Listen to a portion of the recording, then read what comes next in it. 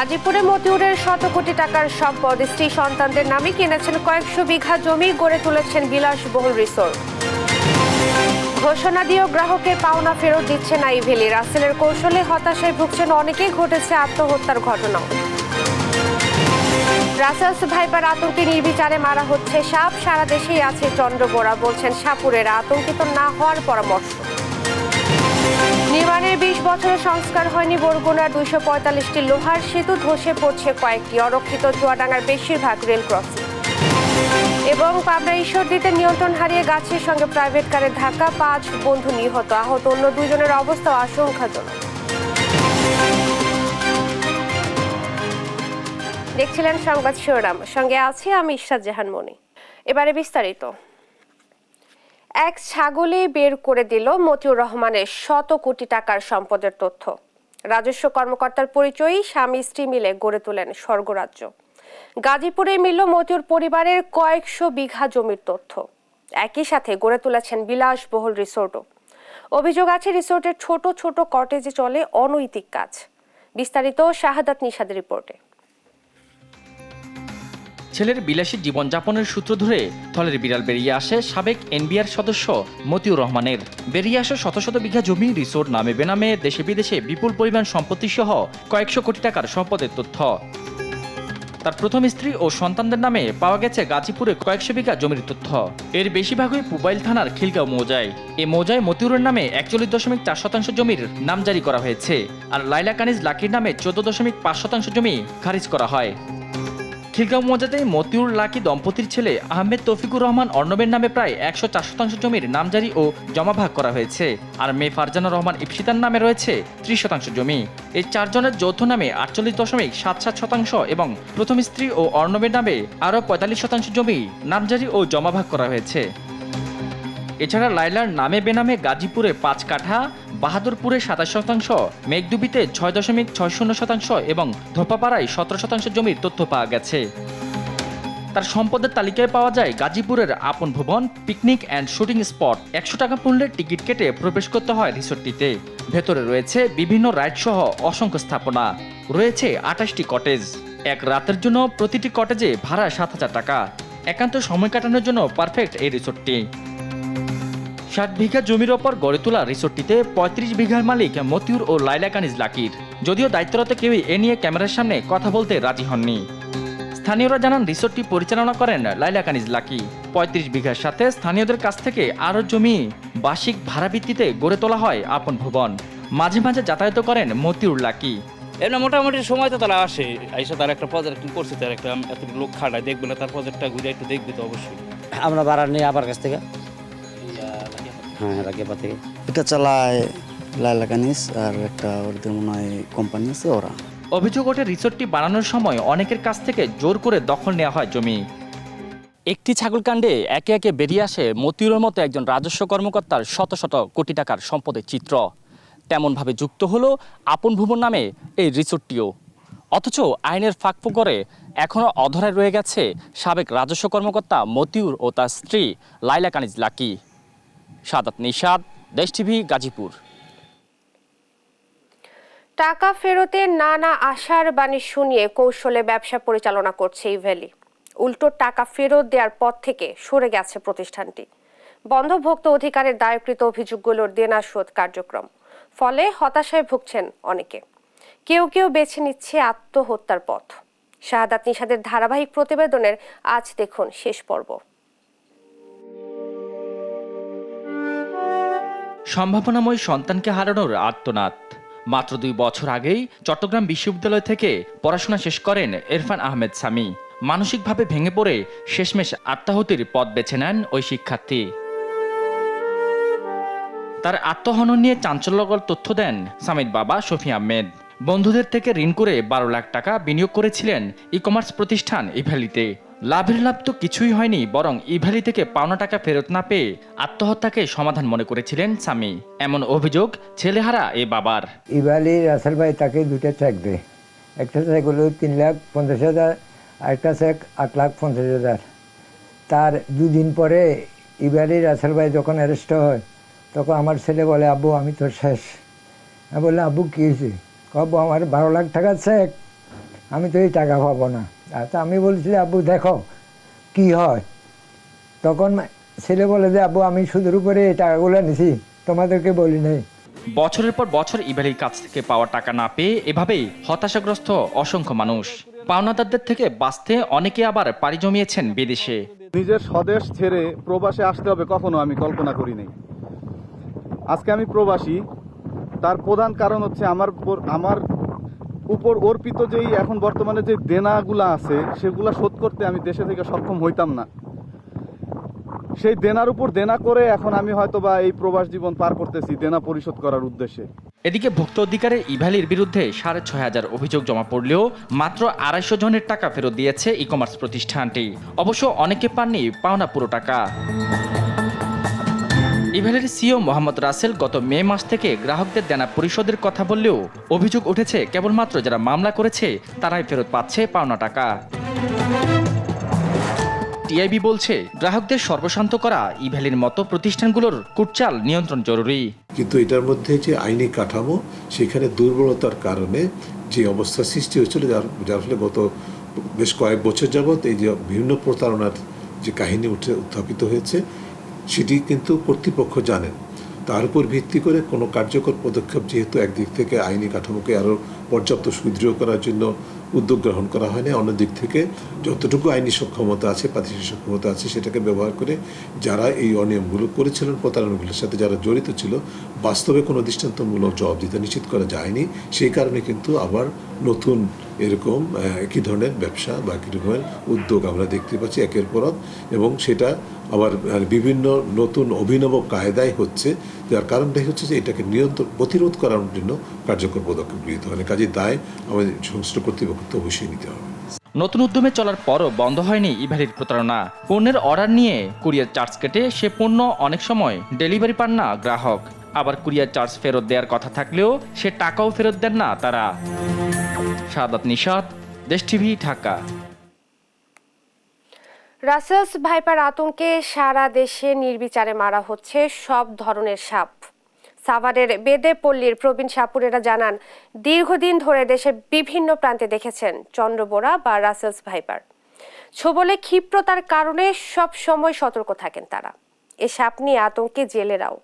আর বিশেষজ্ঞরা বলছেন সম্প্রতি এ সাপে কাটার কিছু তথ্য পাওয়া গেলেও তা আতঙ্ক ছড়ানোর মতো নয়।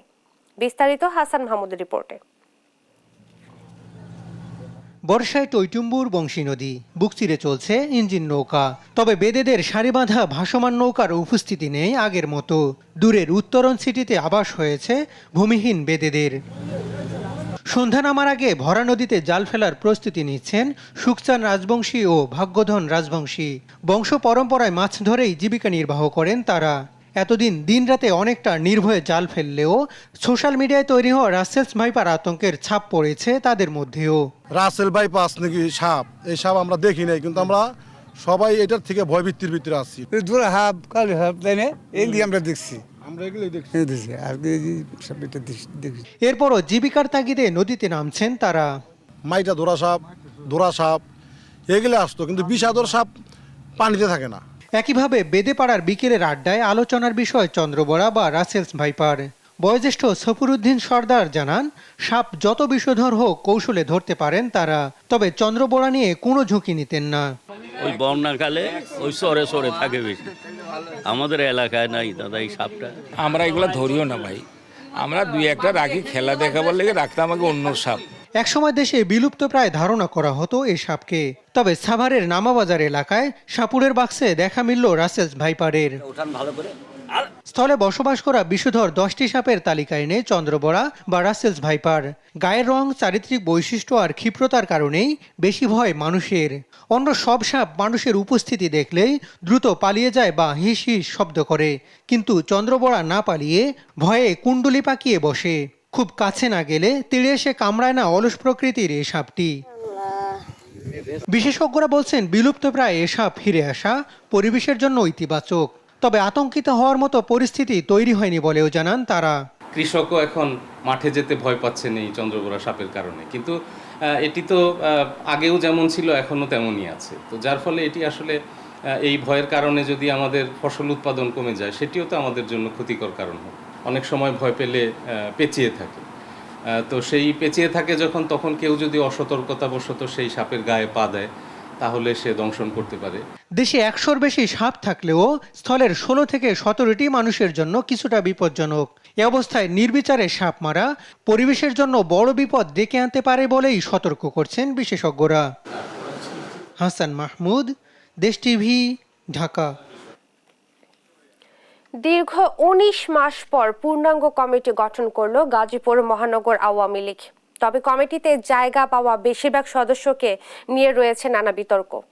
বিএনপি থেকে আসা হত্যা মামলার আসামি, নারী কেলেঙ্কারিতে জড়িয়ে ভিডিও ভাইরাল হওয়া ব্যক্তিও পেয়েছেন পদ। কোনোদিন দল না করেও বিদেশে বসে নেতা বনে গেছেন কেউ কেউ, আর বাদ পড়েছেন ত্যাগী নেতারা। কমিটি নিয়ে বিতর্কের কথা স্বীকার করলেন মহানগর আওয়ামী লীগের সাধারণ সম্পাদক আতাউল্লাহ মণ্ডল। তবে দোষ চাপালেন সভাপতি আজমতুল্লাহর উপর। তৌফিক মাহমুদ মুন্না রিপোর্টে বিস্তারিত। ঢাকা মহানগর উত্তর দক্ষিণ আওয়ামী লীগের পর অন্যতম গুরুত্বপূর্ণ ইউনিট গাজীপুর মহানগর আওয়ামী লীগ। অতীতে আন্দোলন সংগ্রামে গুরুত্বপূর্ণ ভূমিকা পালন করেছে মহানগরের এই ইউনিট। 2022 সালের 19 নভেম্বর ভাওয়াল রাজবাড়ী মাঠে সম্মেলন শেষে মহানগর আওয়ামী লীগের সভাপতি আজমতুল্লাহ খান এবং আতাউল্লাহ মণ্ডলকে সাধারণ সম্পাদক ঘোষণা করা হয়। দীর্ঘ 1.5 বছর পর গেল বুধবার ঘোষণা করা হয় পূর্ণাঙ্গ কমিটি। অভিযোগ উঠেছে পূর্ণাঙ্গ কমিটিতে স্থান দেওয়া হয়েছে বিতর্কিত হাইব্রিড হত্যা মামলার আসামিদের। যুগ্ম সম্পাদক দায়িত্ব পাওয়া আব্দুল হোসেন রিপন সরকার, যিনি ছিলেন হত্যা মামলার আসামি। অন্যদিকে সন্ত্রাস চাঁদাবাজি করায় সন্ত্রাসী খেতাব পাওয়া মামুন মণ্ডল পেয়েছেন সাংগঠনিক সম্পাদকের মতো বড় পদ। বিদেশ থেকেও দলীয় পদ বাগিয়ে নিয়েছেন নতুন কমিটির প্রচার সম্পাদক আব্দুল হালিম সরকার। বিভিন্ন মামলার আসামি হয়েও পদ পেয়েছেন দপ্তর সম্পাদক মাহফুজুর রহমান রাসেল। মীর আসাদুজ্জামান তুলা, যার নামে চাঁদাবাজি সহ রয়েছে একাধিক মামলা। নারী কেলেঙ্কারি ভিডিও ভাইরাল হয়ে যিনি হয়েছিলেন আলোচিত, সেই খলিলুর রহমান কাউন্সিলর ও একই ধরনের অভিযোগ থাকা আব্দুর রহমান মাস্টার জায়গা পেয়েছে নগর কমিটিতে। বিএম জাহিদুল হক মিতু, যিনি সাবেক প্রধানমন্ত্রী বেগম খালেদা জিয়ার মুখ্য সচিব কামাল সিদ্দিকীর ব্যবসায়িক পার্টনার ছিলেন, তিনিও এই কমিটিতে পদ পেয়েছেন। অন্যদিকে আহসানুল্লাহ মাস্টার হত্যা মামলা আসামির ভাইও পেয়েছেন এই কমিটিতে পদ। বিতর্কিতরা কমিটিতে জায়গা পেয়েছে এমন অভিযোগ স্বীকার করে নিয়ে মহানগর আওয়ামী লীগ সাধারণ সম্পাদক আতাউল্লাহ মণ্ডল দায় চাপালেন মহানগর সভাপতি আজমতুল্লাহর উপর। সব দিলে সভাপতি দায়িত্ব নিতেই হবে, কিছু শেয়ার নিতে হবে, কিন্তু আমার নেতৃত্ব হয় না। আমি সবচেয়ে মানে সবাই আমার বয়োজ্যেষ্ঠ। আমি তো এখানে কাজ করছি, এইখানে তো এরকম দায় আমি নিতে পারি, কিন্তু টঙ্গী কি হয়েছে না হয়েছে সেটার দায়িত্ব হলো যে আমাদের এখন বর্তমানে এমপি আগের প্রতিমন্ত্রী আর সভাপতি। আওয়ামী লীগ সাধারণ সম্পাদক ওবায়দুল কাদের স্বাক্ষরিত 75 সদস্য পূর্ণাঙ্গ কমিটি 2025 পর্যন্ত অনুমোদন দেওয়া হয়। তৌফিক মাহমুদ মুন্না, দেশ টিভি, ঢাকা। সংবাদ সকালে আরো থাকছে। যুক্তরাজ্যে নির্বাচনে লেবার পার্টি নিরঙ্কুশ জয়, 410 আসন পেতে পারে দলটি। বুথ ফেরত জরিপ, পরবর্তী প্রধানমন্ত্রী কিয়ার স্টারমার।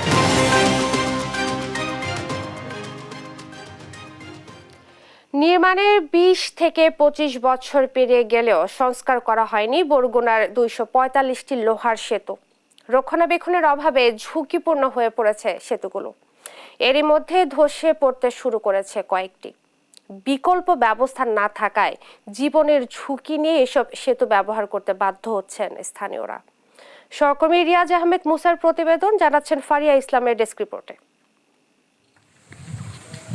হালকা যান চলাচল প্রকল্পের আওতায় 2002 সালে বরগুনা সদর উপজেলার পটকাখালী সড়কে একটি সেতু নির্মাণ করে এলজিইডি। এরপর গত 22 বছরেও সংস্কার করা হয়নি এটি। এতে 2 বছর আগে হঠাৎ করে খালের মধ্যে ধসে পড়ে সেতুটির একাংশ। শুধু একটি সেতু নয়, রক্ষণাবেক্ষণের অভাবে বরগুনায় স্থানীয় সরকার প্রকৌশল অধিদপ্তর নির্মিত 245টি লোহার সেতু চলাচলের অনুপযোগী হয়ে পড়েছে। ধসে পড়া সেতুতে স্থানীয়রা বাঁশ, সুপারি গাছ দিয়ে সাঁকো নির্মাণ করে ঝুঁকি নিয়ে করছেন যাতায়াত। এই ব্রিজটা দিয়ে কিছুদিন আগে একটা বাচ্চা পড়ে গেছে, তারপর একটা মহিলা পড়ে গেছিল।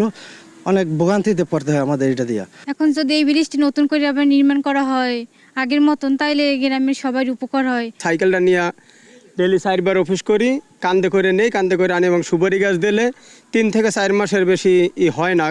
স্থানীয়দের অভিযোগ, সংশ্লিষ্টদের উদাসীনতার কারণে ভোগান্তি পোহাতে হচ্ছে এলাকাবাসীর। বাড়ছে প্রাণহানির ঝুঁকি। এটা মেরামতের জন্য ইতিপূর্বে আমরা অনেকের কাছে গিয়েছি, কিন্তু আসলে কোনো কর্ণপাতই করা হয় না। এখানে যারা স্কুল কলেজে পড়ে এবং বৃদ্ধ বয়স্ক যারা আছে তাদেরও সমস্যা হচ্ছে এবং আমাদেরও হচ্ছে, কারণ এই ব্রিজটা পার হতে আমাদের অনেক রিস্ক ভোগান্তি পোহাতে হচ্ছে। আমরা যে এখন আছি মরণ ফাঁদের মধ্যে, যাতে আমাদের এই ব্রিজটা অতি তাড়াতাড়ি সম্পূর্ণ হয়। তবে এলজিইডি বলছে মন্ত্রণালয় থেকে সিদ্ধান্ত পেলে ঝুঁকিপূর্ণ সেতু সংস্কার ও পুনর্নির্মাণে নেওয়া হবে উদ্যোগ। আশা করতেছি প্রধানমন্ত্রী মহোদয়ের মাধ্যমে এই ব্রিজগুলো মেরামত বা পরিচালনা করার জন্য একটা সিদ্ধান্ত আমরা পেয়ে যাব। হয়তো নতুন কোনো প্রকল্প হবে অথবা চলমান প্রকল্পের মধ্যে এই ব্রিজগুলো ঢুকে যাবে। 1997-98 অর্থ বছরে এলজিইডির আওতায় হালকা যান চলাচল প্রকল্পের অধীনে জেলায় 245টি লোহার সেতু নির্মাণ করা হয়। 2005 সালে প্রকল্পটি বন্ধ হয়ে গেলে আর রক্ষণাবেক্ষণ হয়নি সেতুগুলোর। নিউজ ডেস্ক, দেশ টিভি। চুয়াডাঙ্গায় বেশিরভাগ রেল ক্রসিং অরক্ষিত, এতে মাঝে মধ্যেই ঘটছে ছোট বড় দুর্ঘটনা। সবশেষ 28 জন জেলার ডুগডুগি রেল ক্রসিং এর অদূরে ও গাইদঘাট রেল ক্রসিং এ পৃথক দুটি দুর্ঘটনায় নিহত হন একজন। এসব অরক্ষিত ক্রসিং বিষয়ে কথা বলতে রাজি হয়নি রেল কর্মকর্তারা। সহকর্মী খায়রুজ্জামান সেতুর তথ্য, ভিডিও চিত্রে ফারজানা ইসলামের ডেস্ক রিপোর্ট। চুয়াডাঙ্গার দর্শনা থেকে কুষ্টিয়া পোড়াদহ ও বাংলাদেশ ভারত সীমান্ত পর্যন্ত রেলপথ রয়েছে 42.65 কিলোমিটার। জেলায় রেল ক্রসিং রয়েছে মোট 33টি, এর মধ্যে 4টি অবৈধ, আর বাকি 29টি রেল ক্রসিং এর মধ্যে 14টিতেই নেই গেটকিপার। এ কারণে প্রতিনিয়তই ঘটছে দুর্ঘটনা, পাল্লা দিয়ে বাড়ছে হতাহতের সংখ্যা। রেল ক্রসিংগুলোকে সুরক্ষিত করতে দীর্ঘদিনেও কার্যকর পদক্ষেপ নেয়নি রেলওয়ে কর্তৃপক্ষ। সবশেষ গত 28 জুন ড্রাগন ফল ভর্তি আলম সাধু নিয়ে অবৈধ গাইদঘাট রেল ক্রসিং পার হয়ে যাওয়ার সময় গুরুতর আহত হয় একজন। একই দিনে ডুগডুগি রেল ক্রসিং এ ট্রেনে কাটা পড়ে নিহত হয় আরও একজন। অ্যাক্সিডেন্ট হয়েছে, এখন এই যে বিভিন্ন লোকের মুখে শোনার পর দেখলাম, এখন আমাদের যেটা অনুমান, যেহেতু এর পাশে একটা হাটও হয়, এখানে লোকজন সবসময় থাকে, সেটা এখানে একটা আপনার রেল গেট ক্রসিংয়ের জন্য রেল গেট হওয়া অতি প্রয়োজন, এটা আমরা মনে করি। অরক্ষিত এসব রেল ক্রসিং এ নেই গেটম্যান। স্থানীয়দের অভিযোগ, নামমাত্র সাইনবোর্ড বসিয়েই দায় সারছে রেল বিভাগ। প্রতিনিয়ত দুর্ঘটনা ঘটে, শুধুমাত্র গেটম্যান না থাকার কারণে বড় বড় দুর্ঘটনা ঘটে। তা আমাদের আকুল আবেদন যেন একটা গেটম্যানের অবশ্যই ব্যবস্থা করে দেওয়া হয়। রেল গেট ক্রসিং হইতে সমাজে খুব অসুবিধা, মানুষের ভয়াবহভাবে পারাপার হয়। এদিকে অরক্ষিত এসব রেল ক্রসিং এর বিষয়ে কথা বলতে রাজি হয়নি সংশ্লিষ্ট দপ্তরের কোনো কর্মকর্তাই। যে এটা আমাদের বলতে নিষেধ করে দিছে আমাদের ঊর্ধ্বতন কর্তৃপক্ষ, তাহলে আমি তার দিয়ে ভায়োলেট করে এটা কেন বলবো? তাহলে আমি কি বলতে চাই? আমার স্যার নিষেধ করছে, তাহলে স্যার নিষেধ করছে এই কথাটাও তো বলা যাচ্ছে না। সরকারি কর্মকর্তারা যে কোনো গণমাধ্যমে কোনো বক্তব্য দিতে পারবো না, এটা একটা ইয়াও জারি হয়েছে, প্রজ্ঞাপনও আছে। মানুষের প্রাণহানি রক্ষায় এসব রেলগেট সুরক্ষিত করার দাবি স্থানীয়দের। নিউজ ডেস্ক, দেশ টিভি। পাবনার ঈশ্বরদীতে একটি প্রাইভেট কার নিয়ন্ত্রণ হারিয়ে গাছের সঙ্গে ধাক্কা লেগে প্রাণ গেছে 5 জনের। বৃহস্পতিবার রাত 9টার দিকে উপজেলার দাসুরা এলাকায় এ দুর্ঘটনা ঘটে। ঘটনাস্থলে 3 জন এবং হাসপাতালে নেয়ার পথে অপর 2 জনের মৃত্যু হয়। প্রাইভেট কারে থাকা বাকি 2 জনের অবস্থাও আশঙ্কাজনক। নিহতরা হলেন ঈশ্বরদী কালিকাপুর গ্রামের জিহাদ, বিজয় ও সিয়াম, ভাইরমারি গ্রামের শিশির এবং শাওন। হতাহতরা সবাই বন্ধু বলে জানিয়েছে পুলিশ।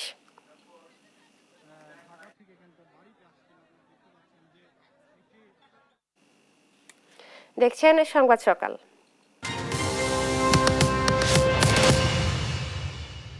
সরকার সহ দলীয় নেতা কর্মীদের বন্যার্তদের সর্বাত্মক সহায়তায় এগিয়ে আসার আহ্বান জানিয়েছে জাতীয় পার্টির একাংশের চেয়ারম্যান রওশন এরশাদ।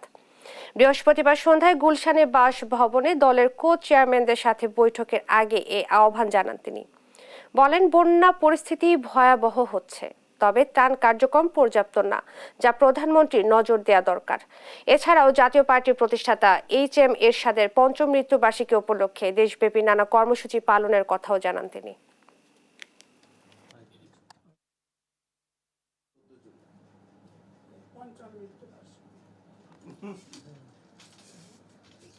প্রধানমন্ত্রীকে বিশেষ করে বলবো যে উনি তো অনেক দরদি মানুষ, বন্যা মানুষের কাছে যাতে ত্রাণ পৌঁছায় সেই লক্ষ্যে তিনি নিশ্চয়ই ত্রাণ পৌঁছানোর জন্য ব্যবস্থা করবেন। পাহাড়ি ঢল আর বৃষ্টির পানিতে রাস্তাঘাট তলিয়ে আবারও বন্যা পরিস্থিতি সৃষ্টি হয়েছে কুড়িগ্রাম এবং জামালপুরে। এতে চরম ভোগান্তিতে পড়েছে লাখো মানুষ। এদিকে পানি কমতে শুরু করলেও সুনামগঞ্জ, ফেনী, রাঙামাটি, মৌলভীবাজার ও লালমনিরহাটের মানুষ রয়েছে দুর্ভোগে। সহকর্মীদের তথ্য চিত্রে সালমা জাহানের ডেস্ক রিপোর্ট। ব্রহ্মপুত্রের পানি চিলমারি পয়েন্টে 59 সেন্টিমিটার, নুনখাওয়া পয়েন্টে 51 সেন্টিমিটার এবং হাতিয়া পয়েন্টে 65 সেন্টিমিটার বিপদসীমার উপর দিয়ে প্রভাবিত হয় অবনতি কুড়িগ্রামের বন্যা পরিস্থিতি। পানিতে তলিয়ে গেছে আমন বীজতলা, পাট ও মৌসুমী ফসলের ক্ষেতসহ কাঁচা পাকা সড়ক। পানিবন্দী অন্তত জেলার 30,000 পরিবারের 90,000 মানুষ। 4 দিন থেকে আমরা মনে করেন যে খুব কষ্টতে আছি, পানির মধ্যে খাওয়া দাওয়া নাই, গরু বাছুর নিয়ে খুব সমস্যা আছে। রাস্তাঘাট ডুবে গেছে, স্কুল মাদ্রাসা যেতে কষ্ট হয়, বাসার মধ্যে পানি উঠছে। এদিকে রাঙ্গামাটি বাঘাইছড়িতে পাহাড়ি ঢলে পানিতে ডুবে যায় কাঁচালং সরকারি কলেজের পরীক্ষা কেন্দ্র। এতে কেন্দ্রটিতে স্থগিত করা হয় বৃহস্পতিবার এইচএসসি পরীক্ষা। এদিকে জেলার বিভিন্ন এলাকায় সড়ক তলিয়ে বাড়িঘরে ঢুকেছে পানি। যমুনা নদীর পানি বিপদসীমার উপর দিয়ে প্রবাহিত হয় জামালপুরের ইসলামপুর, দেওয়ানগঞ্জ ও মাদারগঞ্জ উপজেলার 12টি ইউনিয়নের নিম্নাঞ্চলে পানি ঢুকেছে। এতে চরম দুর্ভোগে পড়েছে দুর্গতরা। আমার বাড়ির 4 সাইডে পানি, বারানের গোছা নাই, পোলাপান নিয়ে গরু বাছুর নিয়ে কোন দিক যায়। সরকার তরফ থেকে কিছু কাজ করছে, এই কাজ ধুষিজাতা আছে। সুনামগঞ্জে সুরমা নদীর পানি কমলেও এখনো বানের পানিতে দুর্ভোগ তাহিরপুর, দুয়ারবাজার, শান্তিগঞ্জ সহ নিম্নাঞ্চলের অন্তত লাখো মানুষ। এখানে বাঙ্গা আছে 8-10টা, এখন আমরা বাড়ি করতে আর সব তেমন আমরা ব্যাঙ্গা টেঙ্গা নিচ্ছি, এখন আমরা যাওয়া টাউন আমরা কষ্ট। ফেনীর মুহুরী, কহুয়া ও সিলোনিয়া নদীর পানি বিপদসীমার নিচে প্রবাহিত হলেও ফুলগাজী ও পরশুরামে বন্যার পানি কমতে শুরু করেছে। পানি কমার সাথে সাথে ফুটে উঠেছে ক্ষয়ক্ষতির চিত্র। ঘর ভাঙি, বুতুর ভাঙি, কোন ছুটি হয়ে ঠাস ঠাস করে সব কিছু নিবাদ হয়ে গেছে। আমরা কোনো রকমের টোলেরা হাক করি, আমরা যান বাসায় সরে গেছি। কোনো এমপি মন্ত্রী কোনো খবর নাই। গরিব দুঃখী কত অসহায় বসবাস করতেছে, বাড়িঘর সব ডুবে রয়েছে, কে কার খবর কে লইব।